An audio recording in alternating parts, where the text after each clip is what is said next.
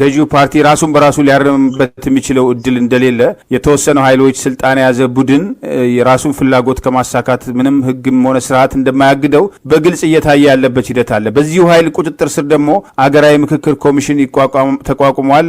ያው የነበረውን ጥድፊያ የምታውቀው ነው። አንዳንዶቹ ሁኔታዎች እንግዲህ እስር ቤት ሆነ ብታሳልፍም በአደባባይ ግን ይሄ ኮሚሽን በስም የቀረበበት ሂደት አለ። አልፎ አልፎ ስሙ ሲነሳ ደግሞ ብቅ ብሎ ይሄን አረግን እንደዚህ ልናደርግ እየሞከረ ነው ይባላልና በዚህ ኃይል አሁን ባለው ገዢዎች ኃይል ቁጥጥር ስር የሚደረግ አገራዊ ምክክር ኮሚሽን ለኢትዮጵያ ወቅታዊ ፖለቲካ ችግር መፍትሄ ያመጣል ወይ? ፌዝ ነው። የመፍትሄ አካል እኮ አይደለም። በነገራችን ላይ ኮሚሽኑ የመፍትሄ አካል ሳይሆን ስልጣን የማስቀጠል አካል የተቋቋመው በዛ መንፈስ ነው እንጂ የመፍትሄ አካል እስካሁን የመፍትሄ አካል አልመጣም። እንዲህ አድርገን ይህንን ስርዓት እናስቀጥል ተቋቁሟል። ወሰን ኮሚሽን በጣም ብዙ ኮሚሽን ተቋቁሞ ነበር። እነዛ ኮሚሽኖች ጠፍቷል። ልክ እንደጠፉት ኮሚሽኖች ሁሉ የሚጠፋው ኮሚሽን አሁን ይሄ የተጠቀሰው ኮሚሽን ነው ብዬ አስባለሁ። እስካሁንም የረባ ነገር በተጨባጭ እየተደረገ የለም። የፓናል ዲስከሽን እና የተለያዩ ጽሁፎችን ከማዘጋጀት ውጭ 2 ዓመት አካባቢ ነው። ዋናው የሚያስቀጥሉ ምርጫ ድረስ ማለት ከምርጫ በኋላ ደግሞ ሌላ ኮሚሽን መፍጠር እንደዚህ አይነት የማዘናጋት ነው እንጂ ለስር በቀል ለውጥ የተቋቋመ ምንም አይነት ፍላጎት የለም። እንኳን በኮሚሽን ደረጃ አይደለም ፍላጎት የለም። እኔም 1-2 ጊዜ ድርጅቱ ላይ በነበርኩበትም ሰዓት ያው ሄጄ ስለተሳተፍኩኝ ሁኔታውን ስላየሁት በዛም ላይም የራሴንም ሀሳብ ስለሰጠን የምናውቀው ጉዳይ ነው። ለማንኛውም የኢትዮጵያ ጉዳይ የሚፈታው በስር ነቀል ለውጥ በኮሚሽን አይደል። በስር ነቀል ለውጥ ደግሞ አሁን ስልጣን የያዙ ሰዎች ከስልጣን መውጣት ከስልጣን በመልቀቅና እውነተኛ የሆነ ሽግግር ስርዓት መፍጠር ሁሉንም ያካተተ ሽግግር መፍጠር። ይሄንን ለማድረግ ፈገሪቷን ችግር ምክንያቱም አንደኛው ተሸንፎ አንደኛው አሸንፎ ይቀጥበት ሀገር ስለሌለ ምንም ሌላኛው ህይወቱ ነው የሚኖሩ ተሸናፊ ሆኖ የሚኖር ማንም ሰው እንኳን እየገደለ። ስለዚህ በዛ መንፈስ ነው መታየት ያለበት። የኮሚሽኑ እንቅስቃሴ ጎንጫፋ የሆነ እንቅስቃሴ ነው። በዋናነት ደግሞ ዓላማው የሚታወቀው ስርዓቱን የማስቀጠል ደግሞ ህዝቡ በስፋት የሚያውቀው ነው።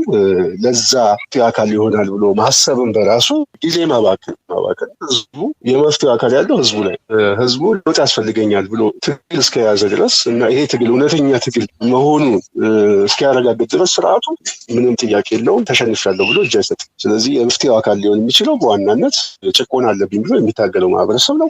ደግሞ የሆኑ መሪዎችንና ድርጅቶችን ተቋማትን በማውጣት የለውጡ አካል ይሆናል ብዬ ነው የማስበው እንጂ እኔ ኮሚሽኑ ላይ ብዙ ጊዜና ሰዓት ማጥፋትም አስፈላጊ ነው ብዬ አላምንም። የጽናት ሚዲያ ቤተሰቦች እንግዲህ እንደሰማችሁት ነው። የምክክር ኮሚሽኑ ማን ነው ለሚለው በተወሰነ መልኩ የዛሬ 3 ዓመት የገለጸው ነው። ምርጫውን ጠብቆ እስከዛ ድረስ የሚቆይ ነው። ይሄ እንግዲህ ፖለቲካ ግምታችንን ያስቀምጥ ነው። ዛሬ ከ3 ዓመት በኋላ ምናልባት እኛም ከሀገራችን ተሰደናል። ግን እውነታው ምንድን ነው ስንል ምርጫውን ጠብቆ ልክ አብይ አህመድ እንግዲህ የጨበራ ምርጫ አድርጎ ራሱ ተወዳድሮ ራሱ ሰው መድቦ እንግዲህ የምርጫውን ውጤት ብቻ እንየው። ሂደቱን ስናየው ዘግቶታል። ውጤቱን ስናየው አብይ አህመድ ብቻውን ተወዳድሮ ያሸነፈበት ምርጫ ማለት ነው። ማሸነፍ የሚለውን እንተው በቃ ብቻውን እና ጋሻውንና በለጠን ሰብስቦ ብርሃኑን ይዞ ምርጫ አደረገ። አብይ አህመድ ወደ ምክክር ኮሚሽን ገባ ማለት ነው። ስለዚህ የምክክር ኮሚሽኑ ራሱ ፖለቲካዊ መልኩ ምን ይመስላል? የምርጫው መልክ የምክክር ኮሚሽኑ ማሳያ ጊዜውን ጠብቆ 8ቱን አጀንዳ ይፋ አድርገናል ሲል 8ቱን አጀንዳ ለመውጣት የፈጀበት ጊዜና የሀገሪቷን ሪሶርስ ምናልባት እሱን አይተካው። ልክ የምርጫውን አውድ ጠብቆ ለአብይ አህመድ ይሄንን የምክክር ኮሚሽን አጀንዳውን አስረክበናል፣ ሐምሌ 8 ውይይት ይጀምራል ሲል ፖለቲካሊ ከአጀንዳው ከጊዜው ካፈጣጠሩ ከምርጫው ራሱ ፖለቲካዊ መልክ ከሀገሪቱ ቀውስ አጠቃላይ ሁኔታ እንደዚሁም ከሚሳተፉት ተሳታፊዎቹ ስንገመግመው እንግዲህ ይሄ ፖለቲካዊ መልኩ ምን እንደሚመስል የብልጽግና የምክክር ኮሚሽን የብልጽግና የኦሮሞማ የምክክር ኮሚሽን ከዚህ በላይ ማሳያ የለም። በዚህ ምክክር ኮሚሽን ላይ ቁም ነገር ይገኛል ብሎ ጊዜ የሚያጠፉ ፖለቲከኞች አይኖሩም እርግጠኝነት። የምክክር ኮሚሽኑ የሚያመጣቸው አጀንዳዎችን ስናያቸው እንግዲህ የሀገር ግንባታ የማንነት የታሪክና ማንነት የጋራ ማንነት የሀገር ግንባታ የቋንቋ ጉዳይ የአዲስ አበባ ጉዳይ የድሬዳዋ ጉዳይ የልዩ ጥቅም አፈጻጸም እንደዚህ አይነት ጉዳዮች ናቸው። እነዚህ ፖለቲካዊ ጉዳዮችን ለመወሰንና ለመበየን የሚያስፈልገው በብልጽግና የምክክር ኮሚሽን ሳይሆን በህዝባዊ ለውጥ ነው። በህዝባዊ በስር ነቀል ለውጥ ነው። ሁሉም ባሳተፈ ነው። አያችሁ። ስለዚህ ኢትዮጵያ ውስጥ ችግሮች አሉ ከተባለ የችግሩ ባለቤት አንዱ አብይ አህመድ። ስለዚህ አብይ አህመድ የችግሩ ባለቤት ሆኖ የመፍትሄው አካል ደግሞ አይሆንም። የችግሩ ባለቤት ስለ መፍትሄው የሚጨነቅ ከሆነ ሌሎችም የሚጨነቁ ኃይሎች በሂደቱ ላይ ተሳትፈውና ብያኔ የሰጡበት። ስለዚህ የምክክር ኮሚሽኑ ግን 22,000 ሰዎችን አሰባስቤያለሁ፣ እነሱን አሰባስቤ ነው ወደዚህ የመጣሁት ብሎ ይናገራል። እነዚህ 22 ሰዎች እነማን ናቸው? በትግራይ በኩል ጦርነት ላይ ነው ያለው ህዝቡ።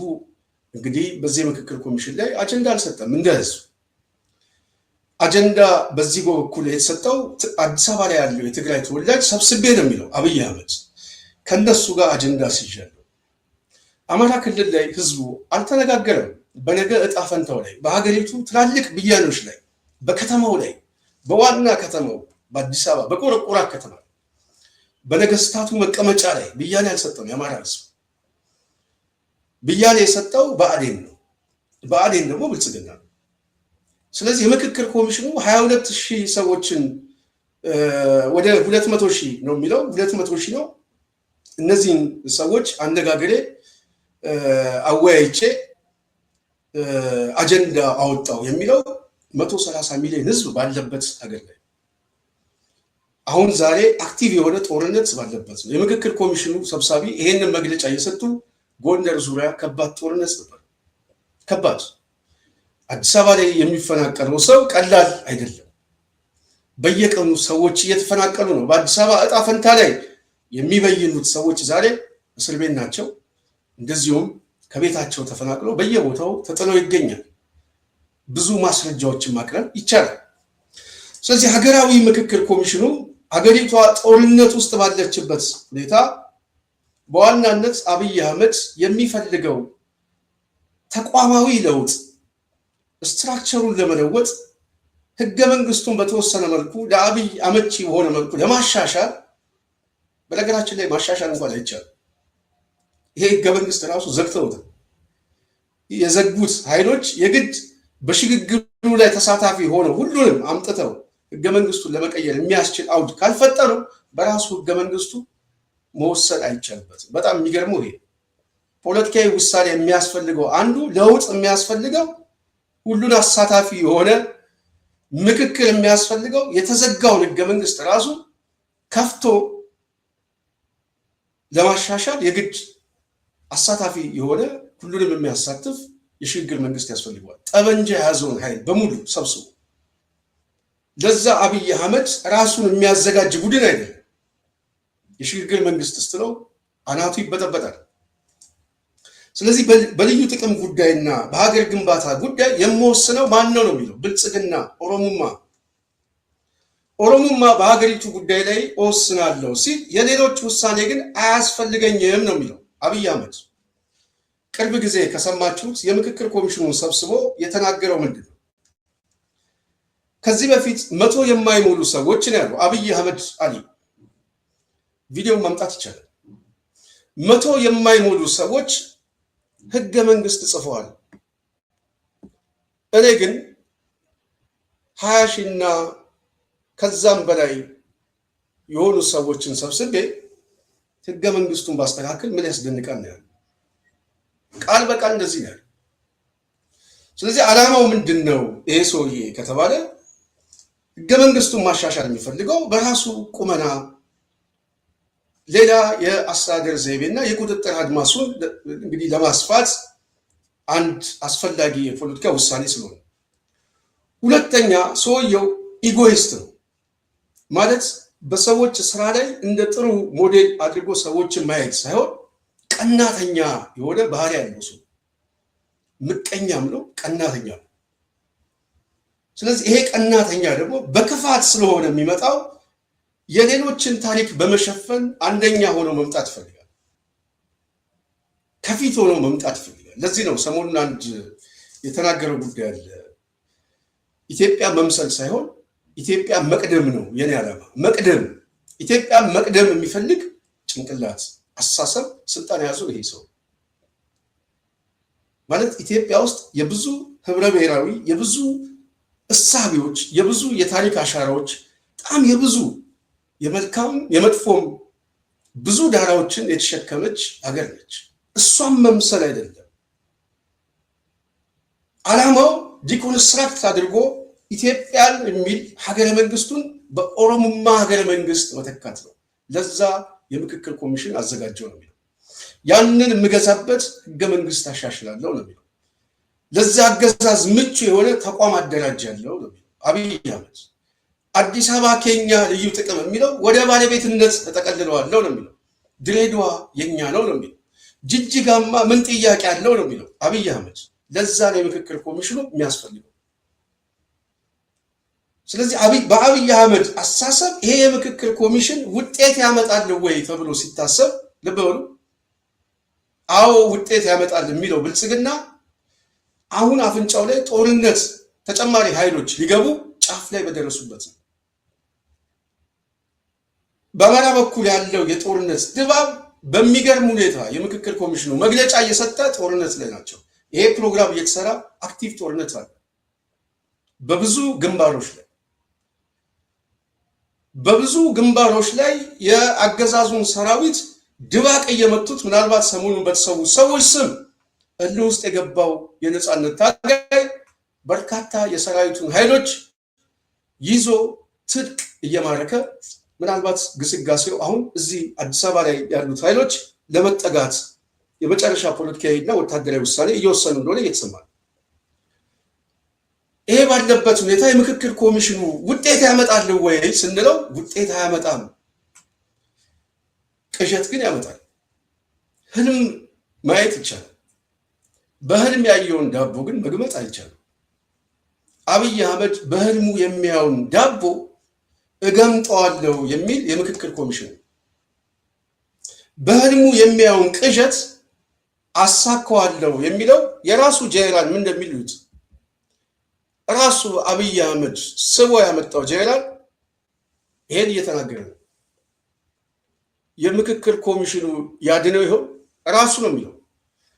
ህወሓት ከሀገር ውስጥና የውጭ ኃይሎች ጋር ለጦርነት ዝግጅት እያደረገብን ነው። ጀነራል አለምሸት ደግፌ ዝግጅት ጦርነት ዝግጅት እያሉ መስፍን አርአያ ደግሞ 8ቱን አጀንዳ ጨርሻለሁ ይላል። ይሄ እነዚህ እንግዲህ ብልጽግና ውስጥ ያሉ ኃይሎች ናቸው። ሰራዊቱ ድጋሚ ለጦርነት እየተሰባሰቡብኝ ነው እያሉ መስፍን አርአያ ደግሞ ይመጣና በዚህ የጦርነት ጉዳይ ላይ እንመካከር አይልም። የምክክር ኮሚሽኑ በአዲስ አበባ ጉዳይ ላይ ነው የሚለው፣ በታሪክ ጉዳይ ላይ በማንነት ጉዳይ ላይ ነው የሚለው። በዚህ ጦርነት ውስጥ አብይ ጄኖሳይድ ፈጽመዋል። ከፍተኛ የሆነ የዘር ማጥፋት ወንጀል የፈጸመ ሰው በዓለም አቀፉ ማህበረሰብ ዶክመንት ተደርጎ ዛሬ አይሲሲ ፍርድ ቤት ላይ ለመቅረብ በኦርቶዶክስ ላይ እየፈጸመ ያለው ግድያ ሪፖርት እየቀረበ ሰነድ እየቀረበበት ይሄ ጉዳይ ነገ ጠዋት አደጋ ውስጥ ይከተኛል፣ ተሰባስበው የሚመጡ ኃይሎች በህልም ያየሁት ቅዠትን ያፈርሱታል ብሎ አያስብም። የሚገርመኝ እሱ ብቻ ሳይሆን ኮሚሽነሩም አያስብም። ሰውየው የጤና ባለሙያ ነው። ትንሽ የፖለቲካ ንባብ ከሌለው ፕሮፌሰር ትርጉም እኮ የለውም። አንዳንድ ጊዜ ፖለቲካ ራሱን የቻለ ሳይንስ ነው፣ አርት ነው። ማንበብ ለሚችሉ ሰዎች ብቻ ነው። በብልጽግና ውስጥ የተሰባሰቡ ደግሞ ኃይሎች ደግሞ የሁኔታ ትንተና ያላቸው ሰዎች አይደለም። ምን ይከሰታል ምናምን የሚል አይደለም። ዝም ብሎ አባገዳን ይሰበስባል፣ አዳራሽ ውስጥ መግለጫ ይሰጣል፣ ጊዜው የኛ ነው ምናምን ደግፈን። ይሄ ነው የፖለቲካ እንትናቸው። ስለዚህ አገሪቷን ወደ የት እየከተታት ነው? ጥያቄውስ ምንድን ነው? የምክክር ኮሚሽን ውስጥ መሬት ላይ ተጨባጭ የሆነ እነዚህም ፖለቲካዊ ጥያቄዎችን የማስፈጸም ጉልበት አለው ወይ ካልን የለውም።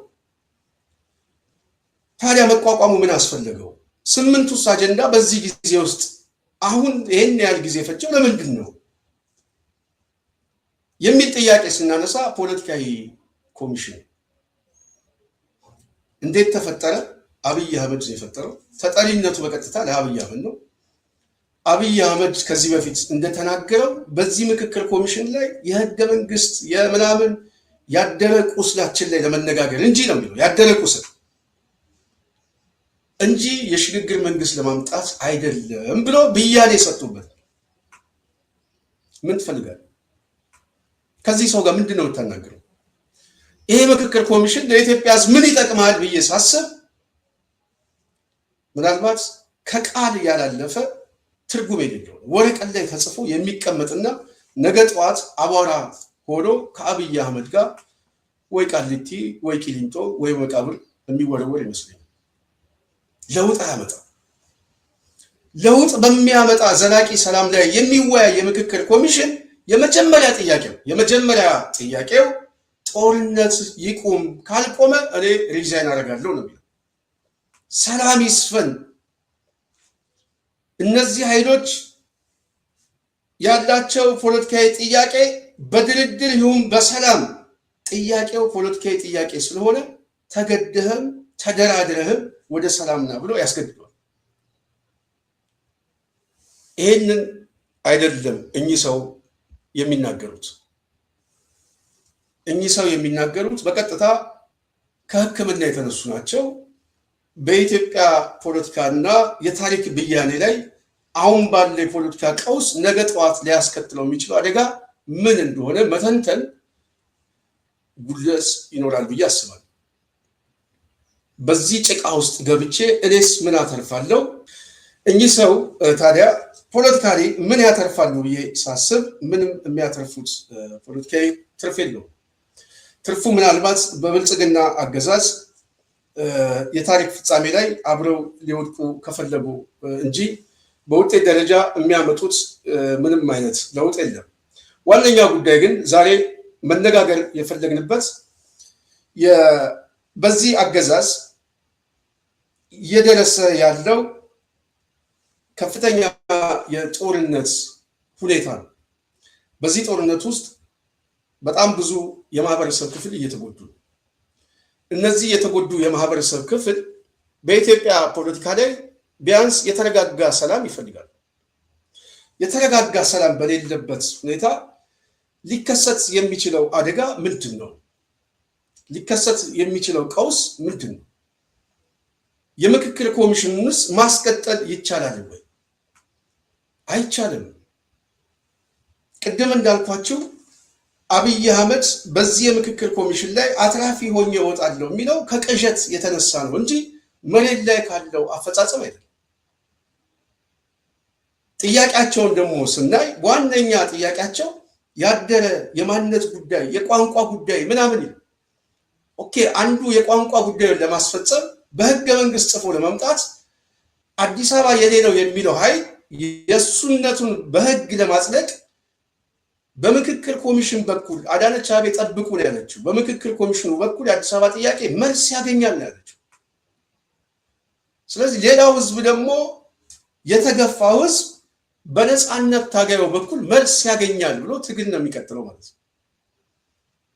የጥይት አፈሙዝ አይዘጋም። የጥይት አፈሙዝ የማይዘጋ ከሆነ የምክክር ኮሚሽኑ በራሱ ትርጉም የለውም። ምክንያቱም ቀውስ ፈጣሪ ነው። በደጋጋሚ ጊዜ ብያለሁ። ይሄ የምክክር ኮሚሽን ጦርነትን የሚያዋልድ ስብስብ ነው። ግጭትን የሚያዋልድ ስብስብ። ለግጭት እድል ስጡኝ ነው የሚለው፣ ለጦርነት እድል ስጡኝ ነው የሚለው። ይሄ ነው የፕሮፌሰሩ ዋነኛ የኮሚሽኑ ጥያቄ። አብይ አህመድ እየገባበት ያለው ቀውስ ሊያድነው አይችልም። ልድን የምትችለው ሁሉን አሳታፊ የሆነ አዲስ ስርዓት መፍጠር ነው የሚል ምክረ ሀሳብ አንደኛ የማቅረብ አቅም የለውም። በአብይ አዋጅ ተዘግቷል፣ ተጠሪነቱ ለአብይ ስለሆነ። ሁለተኛ የሚያመጣቸው አጀንዳዎች በራሱ በኢትዮጵያ ውስጥ ቀውስ ፈጣሪዎች እንጂ አስታራቂዎች አይደሉም። የአዲስ አበባ የድሬዳዋ ጉዳይ፣ የምናምን ጉዳይ፣ የቋንቋ ጉዳይ፣ የመንግስት አስተዳደር ጉዳይ ምናምን እሱ እኮ አይደለም ኢትዮጵያ ውስጥ ጦርነት ያመጣው። ኢትዮጵያ ውስጥ ጦርነት ያመጣው እሱ አይደለም። ኢትዮጵያ ውስጥ ጦርነት ያመጣው ተረኝነት እና ጨፍላቂ አምባገነንነት እንደዚሁም ከጥላቻ ትርክት የተጻፈ ሰነድና መዋቅር መደራጀቱ ይሄንን አብይ አህመድ ወደ ማስፈጸም በመግባቱ ስለዚህ የህገ መንግስት ጉዳይ የታሪክ ጉዳይ የአዲስ አበባ ጉዳይ ብያኔ የሚሰጠው ፖለቲካዊ ብያኔ የሚያስፈልገው እነዚህን በአስተሳሰብና በመዋቅር የተሸከማቸውን የጥላቻ ትርክቶች ሁሉ ለመናድ የጥላቻው ባለቤትም የጻፈው ያነበበው ያደገው ራሱ በሂደቱ ያደገው እንደ አብይ አህመድ ያለው ተሰባስበህ አዲስ ስርዓት ፍጠር ነው። ቁጭ በል ነው። ሀገሪቷ ምንድነው በዚህ ነው። በጣም የሚገርመው እኮ ኢህአዴግን የሚጠላው የብልጽግና ስብስብ በኢህአዴግ ውስጥ አድጎ እኮ አብይ አህመድ ኢህአዴግ ውስጥ አድጎ የኢንሳ አባል ሆኖ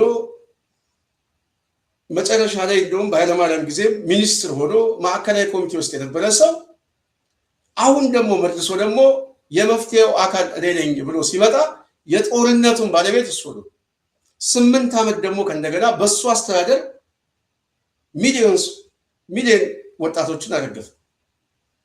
በአማራ ክልል በትግራይ ያለው ጦርነት ገና ሳይቋጭ ሂደት ላይ ያለ የምክክር ኮሚሽኑን አንከባሎት ይዞት ነው የመጣው። እስከ ምርጫ ምን ለማድረግ አጀንዳ ለመስጠት የጦርነቱን አጀንዳ መሸፈኛ ነው፣ አጀንዳ መስጠት ነው እንጂ ከልቡ መመካከርና ለውጥ ማምጣት አይደለም። ከዛ በኋላ ይሄ የቀውስ ባለቤት ሚሊየንስ ወጣቶችን እያረገፈ ዛሬ እንደውም ሃይማኖታዊ ግድያ ሁሉ እየፈጸመ በከተማና በገጠር ያደራጀው ስውር የሆነ ነፍሰ ገዳይ አደራጅቶ ኢትዮጵያ የደም ጎርፍ ታይቶ ተሰምቶ እኮ አይታወቅም። ምናልባት በግራኝ አህመድ ዘመን ላይ ወደኋላ መለስ ብለን እዚህ 16ኛው ክፍለ ዘመን አካባቢ የነበረ ሁኔታ በሚፈጠርበት አውድ ነው አገሪቷን ያስገባት። ከፍተኛ የሆነ አደጋ ሆኖ ነው ይሄ ሰው የመጣው። ይሄን ሁሉ ቀውስ ያመጣ ሰው እኔ የመፍትሄው አካል ነኝ ብሎ በምክክር ኮሚሽኑ በኩል አጀንዳ ሲያመጣ የኛ ጥያቄ በተለይ ለነጻነት የሚታገለው ለህዝቡ ጥያቄ የሚታገለው የምክክር ኮሚሽኑን በጥያቄው ላይ ሳይሆን በአፈሙዙ ላይ ብልጫ ወስዶ ራሱ የምክክር ኮሚሽን የሚያዋልድበትን ጊዜ ማሳጠር ብቻ ነው። መፍትሄው በዚህ የምክክር ኮሚሽን በአብይ የምክክር ኮሚሽን ለመፍትሄ መቀመጥ ሳይሆን መጡብን ያለው ጀነራሉ እየተሰባሰቡ ነው የሚለው የሚሰባሰቡትም የተገፋው ራሱ የሚያዋልደው የምክክር ኮሚሽን መፍጠር በሂደቱ ላይ እነማን ይሳተፉ የሚለው ግን ነገ ጠዋት የታሪክ ፍርድ ያስፈልጋል። ይህንን አብይ አህመድ እና በዙሪያ ያሉት ሰዎች አልተቀበሉትም። አብይ በሚደግሰው ድግስ እኔ አንድ ጥያቄ የምጠይቀው በኢትዮጵያ ፖለቲካ ላይ አሁን ስልጣን ላይ ያሉት ሰዎች ኦሮሞዎች ናቸው ወይንስ አይደሉም ብሎ የሚከራከር ሰው የለም። ከኦሮሞ ማህበረሰብ የተገኙና ኦሮምኛ የሚናገሩ አክተሮች ናቸው ስልጣን ላይ ያሉት። የኦሮሞ ህዝብ በዚህ የፖለቲካ ሂደት ላይ ብያኔ ሰጥቶበታል ወይ የሚል የፖለቲካ ሊቅ መከራከሪያ ያነሳሉ። እኛ ምርጫ አልተደረገም፣ እውነተኛ ምርጫ በሌለበት ኦሮሞ መሪዎቹን መርጧል የሚል ብያኔ ለመስጠት እንቸገራለን የሚል የፖለቲካ ድምዳሜ አለ። እሱ እኔንም ጨምሮ በዛ ደረጃ ነው የማስበው። የትኛውም ህዝብ መርጦት ፈቅዶ ያመጣው ስለሌለ ህወሓትም ስልጣን ላይ በነበረበት ሰዓት በዛ ደረጃ ነው ፖለቲካ ሲበየን የነበረው። ዛሬ ስልጣን ላይ ያሉት ሰዎች በዋናነት ቋንቋውን ይናገራሉ፣ ኦሮሞ ነን ይላሉ። እኛ እንደውም የኦሮሞ መንግስት ነን፣ ጥያቄውንም የምናስፈጽመው አብይ አህመድ እንደሚናገረው ባደረ ቁስላችን ላይ ነው የምንነጋገረው ነው የሚለው በምክክር ኮሚሽን ላይ። በዚህ የምክክር ኮሚሽንም አባገዳዎችን ከዚህም ከዛም እየሰበሰበ ቪዲዮ እያሳየ ስርዓቱ ማንነቱ መልኩ የማን እንደሆነ ለማሳየት ብዙ እየጣረ ነው። በጣም ብዙ እየጣለ በተቃውሞ ጎራ ውስጥ ያሉት ሰዎች ግን ይህንን ወደ መከላከል እንጂ ወደ ማጥቃትና ትክክለኛ መልስ አልሰጡትም። ትክክልም አይደለም እየተባለ አሁን ግን ጥያቄ እንጠይቃለን። ጥያቄ የምንጠይቀው ይሄ ቡድን አሁን አክቲቭ ጦርነት እያደረገ በዚህ የምክክር ኮሚሽን የሚፈታ ጥያቄ አይደለም ብለው የተደራጁ በግልም ይሁን በነጠላ እነዚህ በየመድረኩ የሚገኙ አባገዳዎች ቢያንስ ኢትዮጵያ ውስጥ ያለው ጦርነት እኛን አይመለከተንም፣ ይሄ ብልጽግና የሚፈጽመው በህዝብ ስም የሚያደናግረው ጦርነት ነው፣ ይሄ ጦርነት ይቁም፣ በስማችን መነገድ ይቁም ብለው ግን መናገር አለባቸው ብዬ አስባለሁ።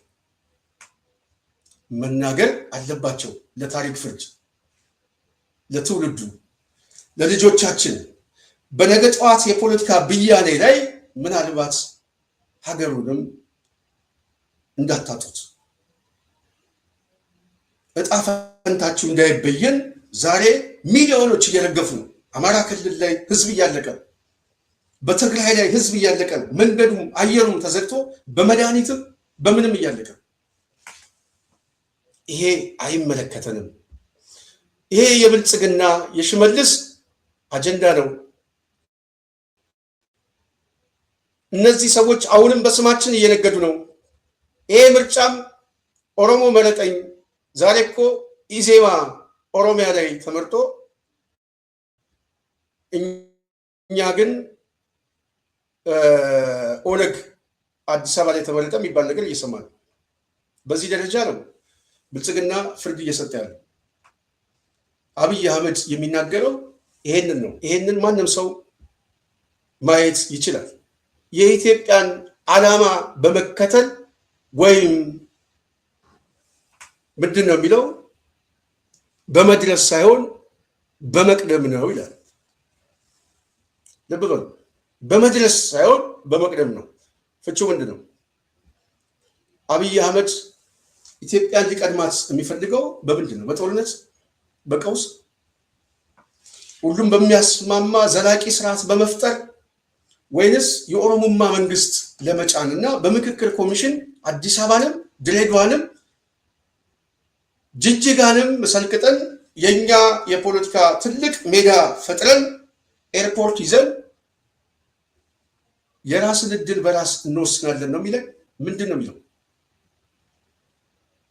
የሚለን ስላልገባን፣ የገባቸው ሰዎች ግን እኛ እናገራለን። ፖለቲካዊ ፍርድ ነገ ጠዋት እንዳይመጣ። ይሄ ማለት በኦሮሞ ሊቃን ውስጥ የሚታገሉ የለም አይደለም። ይሄ የኔ አቋም አሉ፣ በጣም ብዙዎች አሉ፣ እየታገሉ ነው። ዛሬ መረጃ የሚያወጡ አደባባይ ላይ አሉ። እነሱ ብቻ ግን በቂ አይደለም። አገር ቤት ውስጥ ዛሬ እያንዳንዱ ሰው ታፍነናል፣ እየተፈናቀልን ነው፣ ብንናገር እንታሰራለን ብለን ነው፣ ከገዛ ሀገራችን እየተፈናቀልን ነው፣ መሄጃ አጣን፣ እቺ ሀገር የነገስታቶች ሀገር ሆናለች፣ የንጉሶች ሀገር፣ ድሆች የሚኖሩበት ሀገር አይደለም ብለው ዜጎች አደባባይ ላይ ወጥቶ ቪዲዮ እየቀረጹ ራሳቸው እንደሚናገሩ ሁሉ እነዚህ በሂደቱ ላይ የተገኙ አባገዳዎችም ተገደን ነው፣ ፈልገን አይደለም። ወይም ይሄ ስርዓት በስማችን አሁንም ኦሮሞ መረጠው ብሎ ለሚቀጥለው ጦርነትና ለሚፈጥረው ፖለቲካዊ ቀውስም እኛ የለንበትም፣ ይህንን ወቅልን የኢትዮጵያ ሕዝብ ብለው ማሳወቅ ይጠበቅባቸዋል። ይህንን ስንናገር የቃላችን ያህል ነገ ጠዋት እያንዳንዱ ሕዝብ ንባቡ በጣም ከባድ ነው፣ የምንሰማው ከባድ ነው፣ በውስጡ እየያዘ የመጣው ስሜት በጣም ከባድ ነው። ይህንን እኛ እንድትረዱት እንጠይቃለን። የሚመጣው ትውልድ በጣም አደገኛ ነው። በምክክር ኮሚሽን አዲስ አበባና ድሬዳዋን ጅጅጋ አገኛለሁ የሚል ኦህዴድ ከቅዠት አልፎ ነበረ የሚባልበት ታሪክ በዜሮ ሊደመርም ይችላል፣ ሊባዛ ይችላል። ስለዚህ የሚያስቡ ሰዎች ካሉ የሚያስቡ ሰዎችን የምንጠይቃቸው ለነገ ጠዋት ፖለቲካዊ ፍርድ አብይ አህመድ የምክክር ኮሚሽኑ የፈለገው ለነገ ጠዋት ነው። በምክክር ኮሚሽኑ ተነጋግረን በነገ ጠዋት ኢትዮጵያ ላይ ብያኔ አሰጠኸው ለማለት ነው። እኛ ደግሞ የምንለው በነገ ጠዋት ፖለቲካዊ ብያኔ ላይ እኛ የለንበትም፣ ይሄ ጉዳይ አደጋ ውስጥ ይከተናል ብለው ይናገሩ ነው። ለህዝቡ ያሳውቁ። አንድም ሳይሆን ሁለትም ሳይሆን አደባባይ ላይ ወጥቶ አባገዳ የሀገር ሽማግሌ ምናምን በስሜ አትነግድ በል። አሁን ጦርነት ውስጥ ሆነ ድጋሚ በሌላ ጉዳይ ላይ የምትመካከርበት አጀንዳ አፈሙዙ ሳይዘጋ ከነማን ጋር ነው የምንወያየው ብለህ አደባባይ ላይ መናገር የግድ ያስፈልጋል። ይህንን የማያደርግ የሀገር ሽማግሌ፣ ይህንን የማያደርግ መንፈሳዊ አባት፣ ይህንን የማያደርግ በብልጽግና ድግስ ላይ የተሰባሰበ ጊዜው የኛ ነው የሚል ፖለቲካዊ መስታወት ሆኖ ለመምጣት የሚፈልግ ነገ ጠዋት በዜሮ እንዳትባዙ እንጠይቃለን። በጣም አደገኛ ስዕሎች እየመጣ ነው። ከባድ ነገሮች እየመጣ ነው። ህዝቡ መሬት ውስጥ እየገባ ነው። ለዚህ ምንም ብዙ መሄድ አያስፈልገንም። ዛሬ አዲስ አበባ ውስጥ ያለው የሚናገረውን ህዝብ ማዳመጥ ብቻ በቂ ነው። የት ስንሄድ በገዛ ሀገራችን ከቤታችን እየተፈናቀልን ነው። ቆጥበን ባመጣነው ኮንዶሚኒየም ላይ እንኳን መኖር አልቻለም። እነሱ ሰጪ ሆነው እኛ ግን ቆጥቡ ተብለን በገኛ ገንዘብ ቤት ተሰርቶ የሚሰጡት ሌላ ሰው። አሁን ከቤታችን ደግሞ ተፈናቀሉ የምንባለው እኛ። ለአብይ ቤተ መንግስት እኛ መፈናቀል አለብን? ድሆች መፈናቀል አለባቸው? አዲስ አበባን ልትውጥ የምትፈልግ ኃይል አዲስ አበባ ውስጥ ያለው ማህበረሰብ ወደ ጥግ አውጥቼ ጠቅልዬ እቀመጣለሁ ብለህ ስታስብ ፖለቲካዊ እውቅና ልሰጥ ነው? እኛ ሳንሆን ህዝቡ እየጠየቀ ዋ እያለ ነገ ጠዋት የሚመጣውን ልትከፍሉት የምትችሉት አደጋ እንዳይሆን ህዝብ እያስጠነቀቀ ነው። እኛ እሱን ስለምንፈራ ነው ይሄንን የምንናገረው። ምን እንደሚሉ እንስማቸው።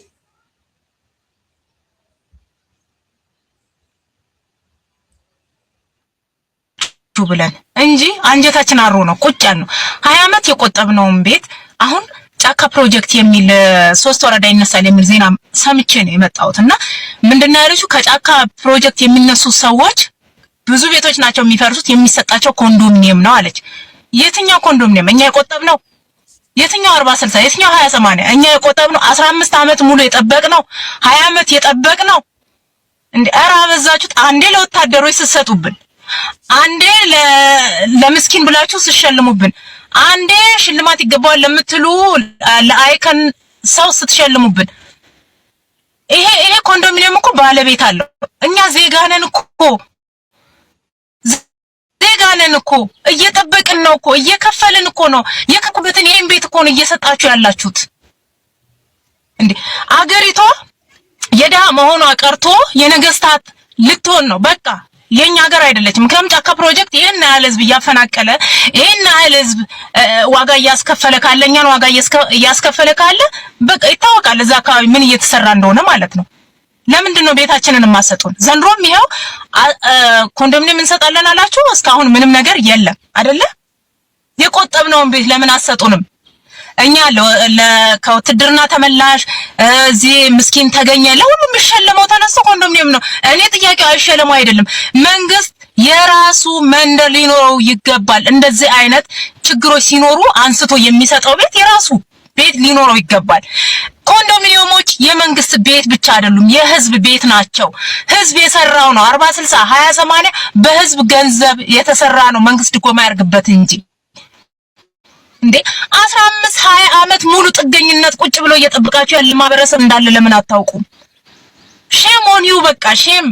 በጣም ነው የመረረን። አሁንስ እንዴት ነው በእናንተ ስህተት ከዚህም ከዛም ያፈናቀላችሁትን ማህበረሰብ ኮንዶሚኒየም የምትሰጡት? አዘጋጅታችሁ ያስቀመጣችሁት አለ። እኛ የቆጠብነው 15 ዓመት የጠበቅነው 20 ዓመት የጠበቅነው እንዴ እዛ ጋር በእናንተ በኔጌቲቭም ይሁን በፖዚቲቭ ምክንያታችሁ ያስለቅቃችሁት ሰው የራሱ የሆነ መንደር ስሩለት፣ የራሱ የሆነ መብት ስጡት እንጂ የኔን እየነጠቃችሁ አይደለም። በዛ እስከዛሬ እኮ ዝም ብለናል። አሁን ደግሞ ጭራሽ ለጫካ ፕሮጀክት ለዛ ለትልቅ ፕሮጀክት ትልቅ እንደከመንር የሚሰደድ ማአት ማህበረሰብ እኛ በቃ ዘላለም ቤት የለንም ማለት እኮ ነው። ፍትህ ለኛ ለ20/80 እና ለ40/60 ተመዝጋቢዎች እናንተ እንደዚህ የተመዘገባችሁ ሰዎች ተንቀሳቀሱ፣ ዝም አትበሉ። ተንቀሳቀስ ቢያንስ እንጠይቃቸው ይከልክሉን። ዝም ግን ማለት የለብንም። በቃ እኛ ራሱ ዱዳ ሆነናል። ምን ሆነን ነው ማንጠይቀው?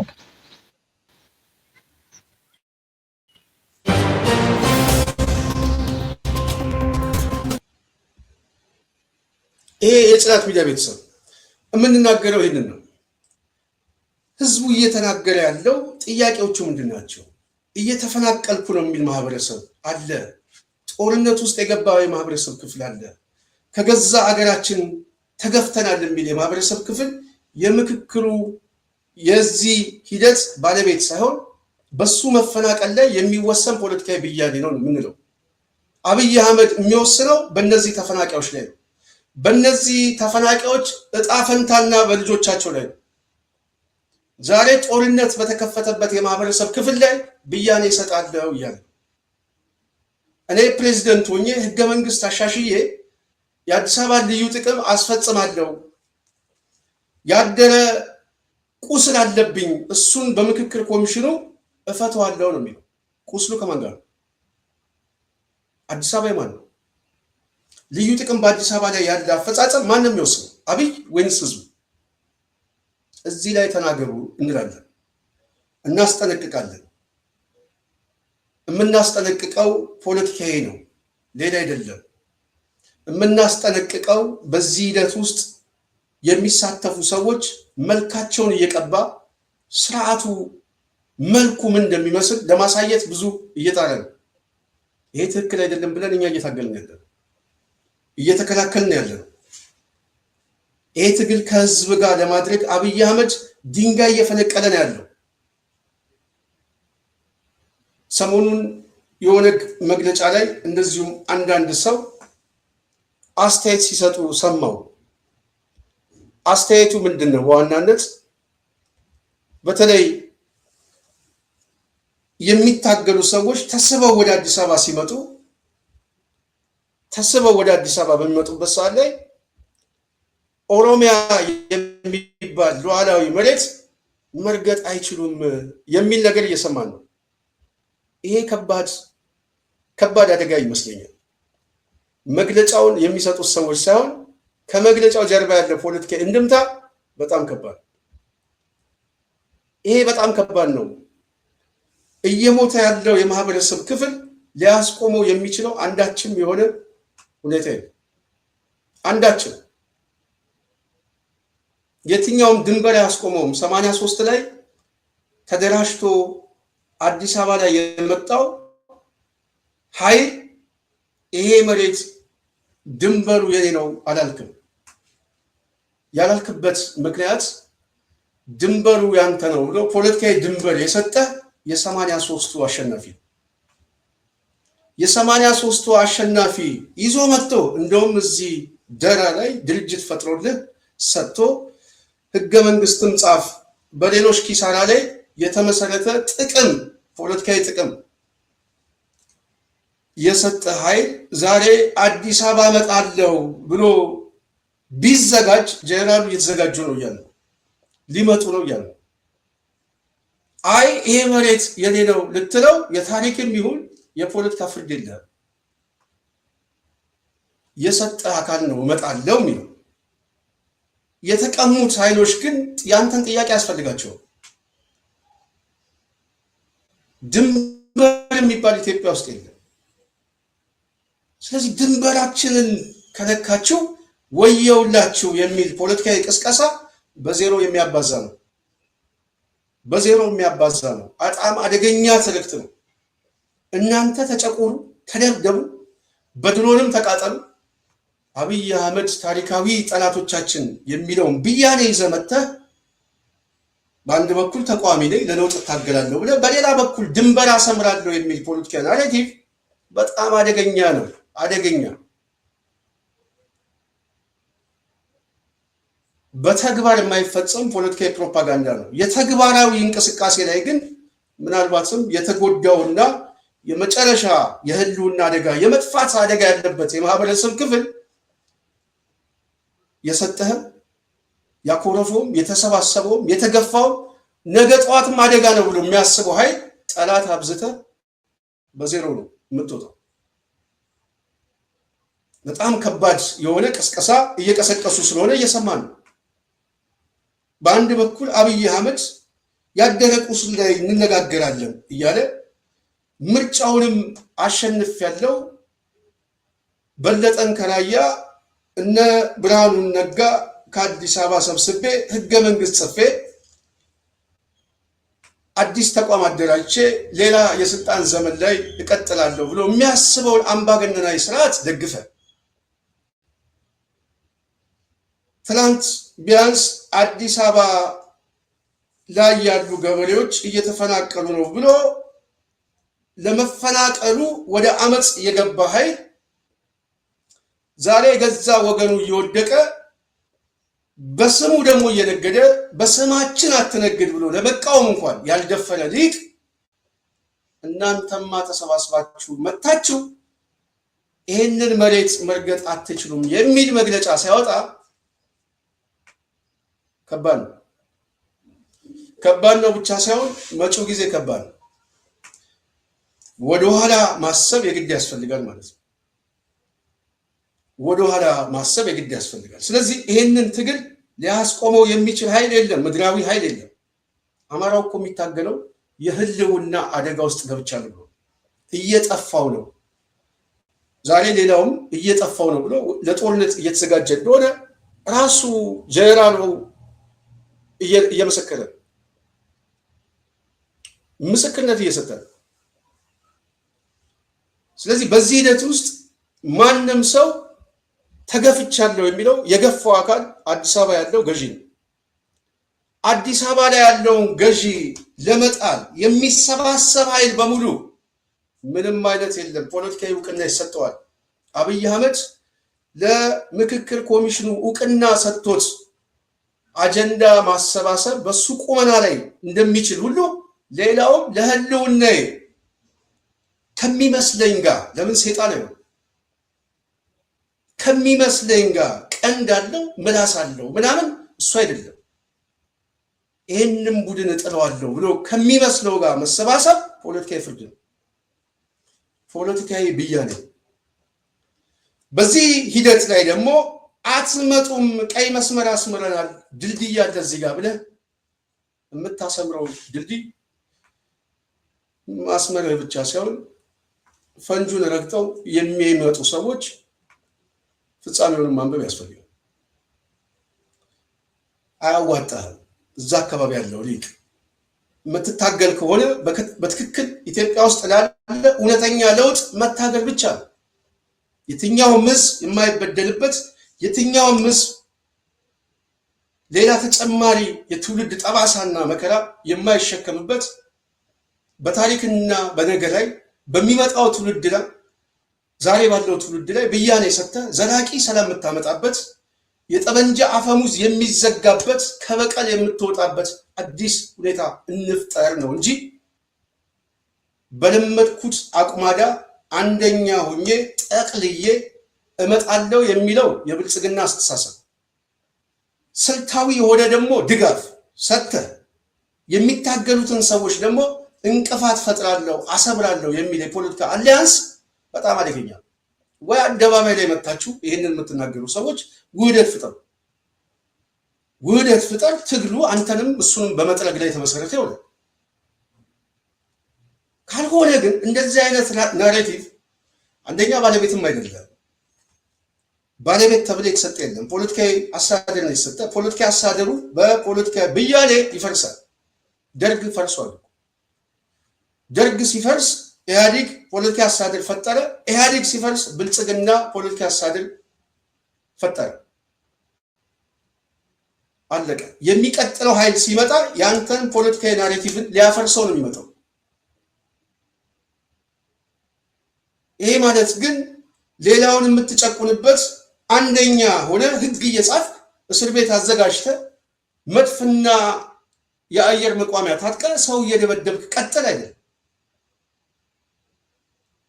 ነገ ላይ ይሄ ታሪክ እኛ ጋር እንዳይመጣ እንዴት አድርገን እንዝጋው? የሊቅ አሳሰብ ፖለቲካዊ ብያኔ አንዱ ይሄ የሚያስፈልገው።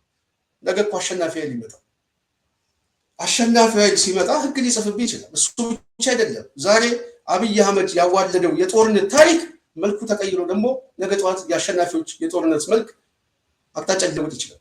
ውድመት ሊመጣብህ ይችላል። ነገን ማንበብ ያለብህ ለነገ ትውልድ ነው ማንበብ ያለብህ። ዛሬ የምታስለቅሳት ልጅ ነገ አብይ አህመድ ቤተመንግስቱን አይኖርበትም።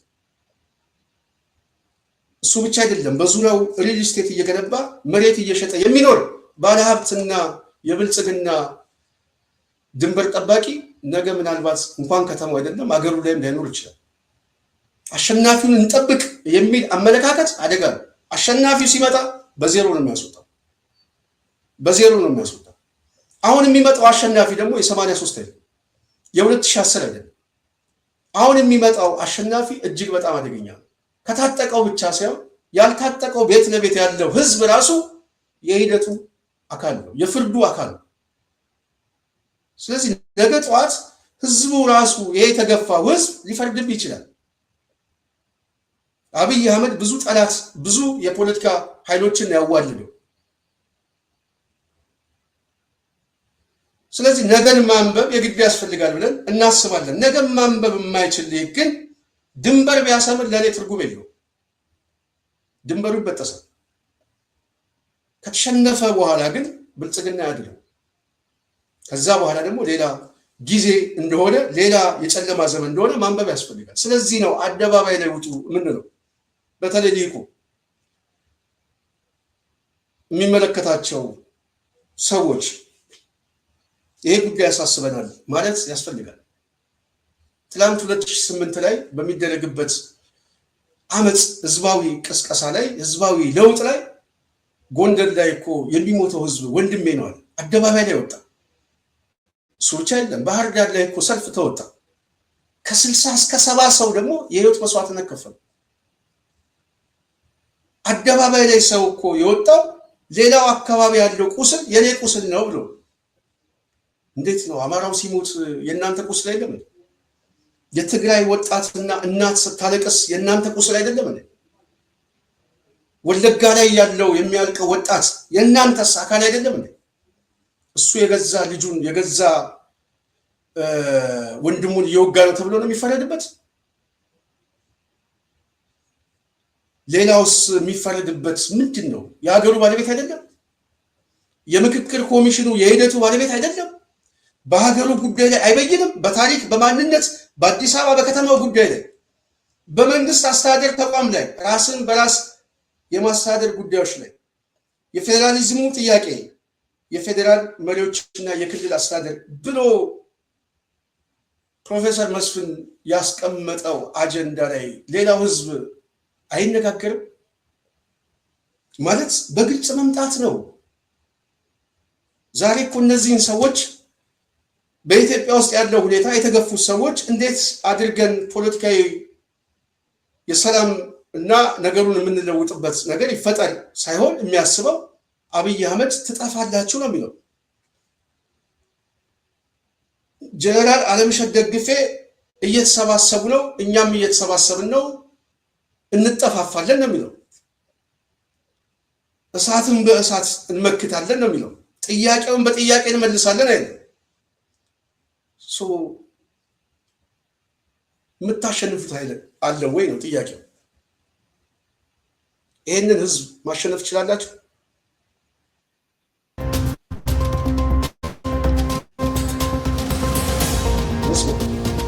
ብልጽግና የሚባለው ፓርቲ እስኪመሰረትበት ሰዓት ድረስ አንድ ቤንዚን ነዳጅ 1 ሊትር ቤንዚን ነዳጅ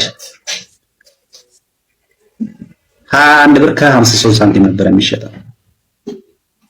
ግብር በዛ ሰዓት በነገራችን ላይ ማለት ነው በጣም ማክሲመም ተከፈለ ቢባል ለራይድ ለታክሲ ለምናምን 7000-8000 ብር ነበር። ታርጋ ማክሲመም ወጣበት ከተባለ 1700 ብር ነበር በዛ ሰዓት ማለት ነው። ሶስተኛ ወገን ምናምን 400-500 ብር ከዛ ሬንጅ አያልፍም ነበረ። ለቤት መኪና ነው እያወራ ያለሁት። እና በዛ ሰዓት ማለት ነው ለመንጃ ፈቃድ ሰዓት ማክሲመም ከሄደ ማክሲመም እስከ 500 ብር ነበር ቅጣት። መንገድ ላይ ጥፋታችሁ ከተያዛችሁ ትልቁ ቅጣት የሚባለው 150 ብር ነበር። 100 ብር እስከ 150 ብር በቃ ከሄደ በጣም ከበዛ 200 ምናምን ብር ነበር። ዛሬ ላይ እንዴት ነው የሁሉ ነገር ብለናል።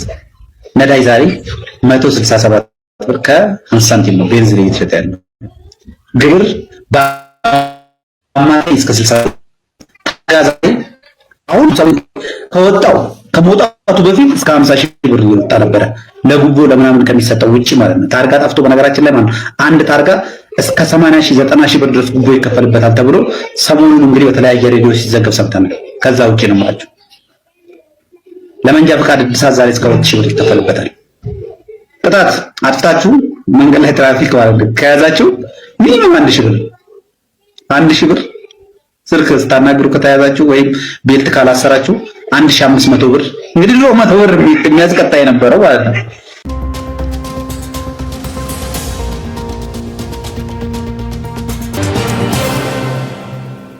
አንድ የተፈናቀለ ሰው ካመጣ በኢየሱስ ስም እስካሁን ቤት ያልተሰጣቸው ሰዎች አንድ አታመጣም ካለ ይዘህ መምጣትና ይሄው እዚህ ወንበር ላይ ያለው አስተናግድሃለሁ፣ ከዚህ ያያየ ይቅርታ ጠይቀሃለሁ፣ ከፈለክ ሪዛይን አደርጋለሁ። አንድ ማስረጃ ካመጣ አንድ ሁለት አላስቸግር አንድ ካመጣ ማህበራዊ ሚዲያ ላይ ተፈናቀሉ ወሬ አለ፣ ተፈናቀልኩ የሚል አለ፣ እንደዚህ ሆኜ ምናምን የሚል አለ።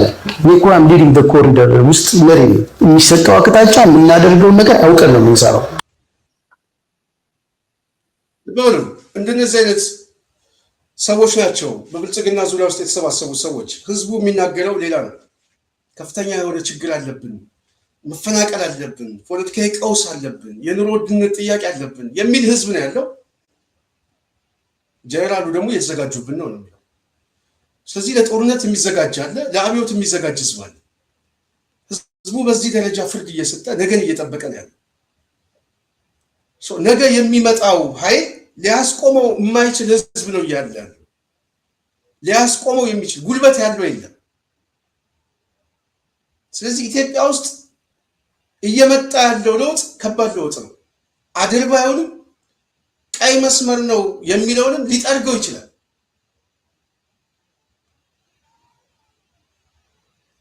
እንደዚህ ሰውዬ ያለ የፖለቲካ አንዳንድ ጊዜ ቃል እንደው ለመግለጽ ራሱ ይቸገራል። የጽናት ቤተሰብ የተፈናቀለ የለም፣ ቤት ያጣ ቤት ያልተሰጠው የለም፣ አንድ ሰው የለም ነው። ቅድም በመግቢያ ላይ እዚሁ ቪዲዮ ላይ ያያቸዋት ልጅ አዲስ አበባ እዚህ የካ ክፍለ ከተማ ወረዳ 3 የሚፈናቀሉ ሰዎች ናቸው። ቤት ቆጥበው ኮንዶሚኒየም ቆጥበው እነሱ ሳይሰጣቸው በእነሱ ገንዘብ የተሰራው ኮንዶሚኒየም አዳነች አቤቤ ለዘመዶቿ ነው የምትሰጠው። ዛሬ ኮንዶሚኒየም ለዲያስፖራ ተብሎ ሽያጭ አለ። በነገራችን ላይ በ24 ሰዓት የትኛውም ዲያስፖራ ቤት ፈልጋለሁ ካለ ይሄ ደላላ አለ። ራሱ አዳነች የምታዘጋጃቸው ደላሎች በየክፍለ ከተማው አንዱ ደላላ ይሄ ነው። እንደዚህ አይነት ሰዎች ናቸው። ይሄ በጣም ገለባ የሆነ ሰው ነው። እኔ ባክግራውንድ ታሪኩን ደግሞ ስለማጣ አንዳንድ ጊዜ ብናገርም ጥቁም የለው። ግን በኢትዮጵያ ፖለቲካ ላይ እንዴት እንደመጣ አላውቀውም። የሆነ አንዳንድ ጊዜ ቆሻሻ ብለን እንደው ብያኔ ሲሰጥ ሰው በቃ ቆሻሻ ማለት በቃ ተጠርጎ የሚጣል ነገር እኮ ነው አይደል? በቃ ቆሻሻ አለ፣ የብዙ ነገር ቆሻሻ አለ። ፖለቲካ ውስጥም ቆሻሻ አለ። በነገራችን ላይ የፖለቲካ መቆሸሽ የሚጣል ወይ ገንዳ ውስጥ ወይ አንዳንድ ጊዜ ጠረኑን ጥሩ ካልሆነ ቆፍሮ የሚቀበር ነገር አለ። በዛ ደረጃ ያለ ሰው ነው። በነገራችን ላይ ፖለቲካዊ መቆሸሽ ያየሁት እኔ በዚህ ሰው ገና ተቃዋሚ ቤት ውስጥ እያለ ማለት ነው። እርባና ቢስ የሆነ ባዶ የሆነ አመለካከት ያለው ሰፊሽ የሆነ ድርጅት ፈረሰ፣ ፖለቲካ እንትን ታደርግ። ከዚህ በፊት አስታውሳለሁ 2000 ስንት ላይ ያኔ እና እንደሆነ በታሰሩበት ጊዜ ሽብርተኞች ከሆኑ ይታሰሩ ብሎ ብያኔ የሰጠባቸው መግለጫ ላይ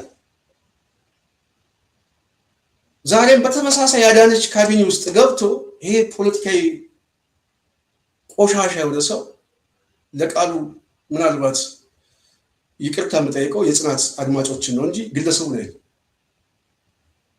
የተፈናቀለ ሰውና ቤት ያጣ ሰው የለም ብለው ይፈርድባቸዋል። አንድ ሰው አምጣልኝ ይላል። እንኳን እሱ ጋዜጠኛው እኔ 1000 ሰው ላመጣለት ይችላል። እዚህ በእናንተ እዚሁ ለተመልካቾቻችን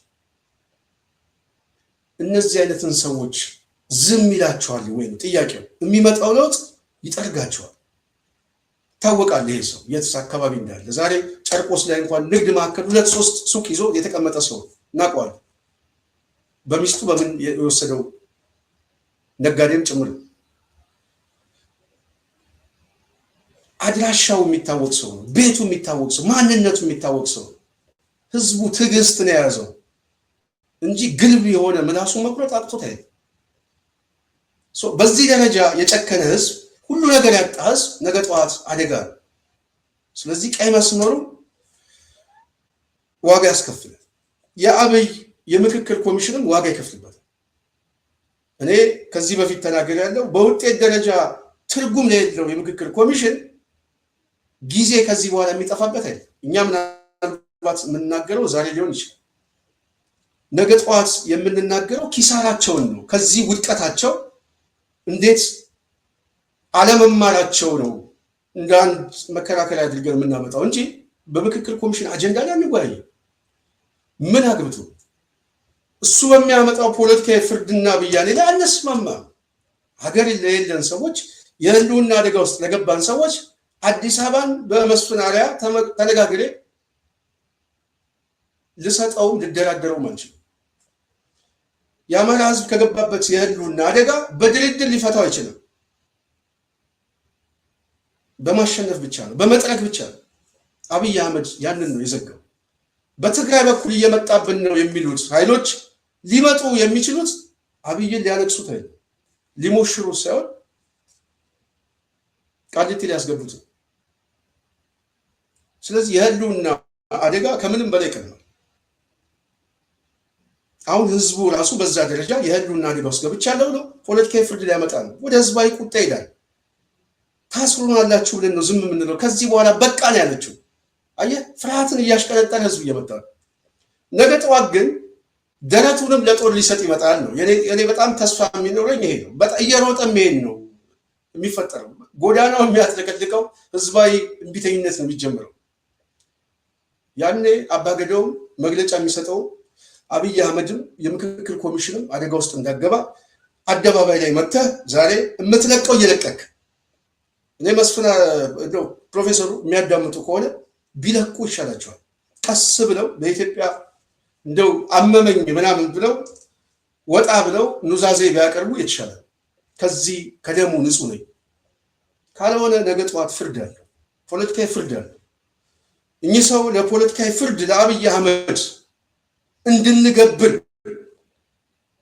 አመቻችተው በምክክር ኮሚሽን እንደመጡ ሁሉ ነገ ጠዋትም በእርሶ ላይ የሚፈርድ ትውልድ ይመጣል።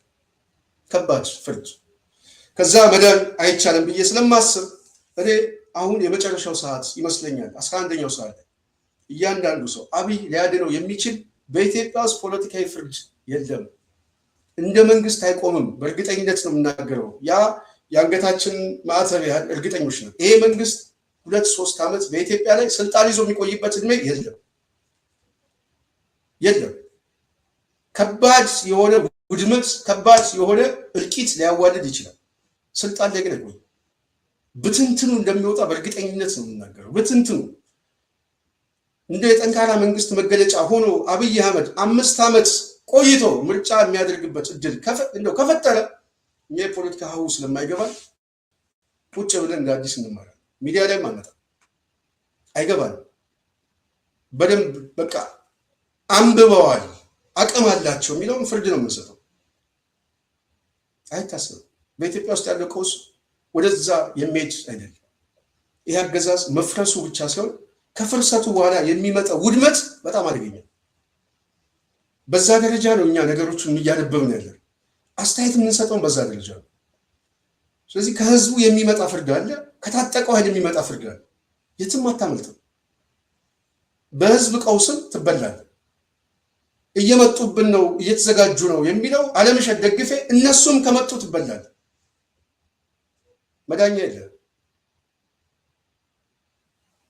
ይህንን እርግጠኛ መሆን ስለሚቻል የጽናት ቤተሰቦች ዛሬ ምናልባት በስፋት የተነጋገርነው ከዚህ ከምክክር አጀንዳውና እየተሰባሰቡ ነው የሚለው የጀነራሉ ሁኔታ ምን ይመስላል? የብልጽግና የኦሮሞማ የምክክር ኮሚሽን መዘዙ አደገኛ ነው። ከዚህ ለመውጣት ግን ሁሉም ሰው ቢያንስ በሀገሩ ጉዳይ ላይ እንደሚያገባው አምኖ በሚቀጥለው የአብይ አምባገነናዊ ስርዓት ላይ ዘላቂ ለውጥ ሊመጣ የሚችልበትን የፖለቲካዊ ፍርድ ሁሉም ሰው አደባባይ ላይ ምስክርነት እየሰጠ ኦን ሪከርድ የታሪክ መዝገብ ሆኖ እንዲቀመጥ ጥሪ እናቀርባለን።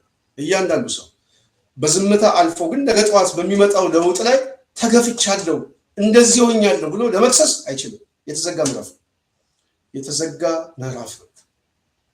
ይህንን ዛሬ እናገራለን፣ ነገ በተግባር እንደ ምሳሌ እንደ ማስረጃ አድርገን እናመጣዋለን። ይህን ለማለት ነው። የጽናት ቤተሰብ ዛሬ ስለነበረን ቆይታ ከልብ አመሰግናለሁ። ቅድም እየተቆራረጠ ያስቸገረኝ የኢንተርኔት ጉዳይ ነው። እሱን ከግምት አስገቡልን። ፖለቲካዊ ትንተናችን ላይ ሀሳብ አስተያየት ካላችሁ ጥያቄ ካላችሁ ስጡን። እናንተ እኮ የምታገሉት በዋናነት እንደ ህዝብ ነው የሚል አንድ ሰው ጽፏል። እኛ ህዝብን አልታገልንም፣ ትላንትም አልታገልንም፣ ዛሬም አልታገልንም። እንደ ህዝብ የምንታገል ቢሆን ዛሬ ጥያቄያችን ተመልሷል ብለን አብይ አህመድ የትግራይን ህዝብ በአየርም በምድርም መድኃኒትም መንገዱንም ዘግቶ ሲበድለው አዎ በቃ መልስ ተመልሶልናል ብለን የብልጽግና ደጋፊ ነው ነበር። አብይ አህመድ እንደ ህዝብ የሚታገለው ይሄ። እኛ ግን የህዝብ ትግል አይደለም የያዝነው። እኛ የያዝነው ዘላቂ የሆነ ስር ነቀል ለውጥ እንዲመጣ ስለሆነ በዛ ታሪካችን ትናንት የነበረውን ስርዓት በብሔሩ አልታገልነው ባሳሰቡ ነው። ዛሬ የነበረውን ስርዓት በብሔሩ አልታገልነው ባሳሰቡ። በብሔሩ እንድናየው ግን የሚፈልገው ብልጽግና አናይም እያለ ነው። ይህንን ስንናገር ግን ሌሎችም ትክክል ናቸው ብለው ብያኔ ካልሰጡብን ነገ ጠዋት እኛም ብያኔ እንሰጥበታለን፣ ፍርድ እንሰጥበታለን። ይሄ ሊገባችሁ ይገባል ብለን ለማስረዳት ነው። የጽናት ቤተሰብ ስለነበረ ቆይታ ከልብ አመሰግናለሁ። በሚቀጥለው በሌላ ሀሳብ በሌላ ዝግጅት እስክንገናኝ ሙሉ ፕሮግራም ያዘጋጀሁላችሁ እኔ ስንታየው ቸኮል ነኝ። እዚህ ጽናት ሚዲያ ላይ አንዳንድ ሀሳብም የሰጣችሁ ድጋፍም የደገፋችሁ እና ማሙሽ ከልብ እናመሰግናለን። ጽናትን ደግፉ። በተቀመጠው አድራሻ ጽናትን ማግኘት ትችላላችሁ። ጽናትን እርዱ። ሁልጊዜ እናሳስባለን። በሚቀጥለው እንገናኛለን። በዚሁ ልሰናበት።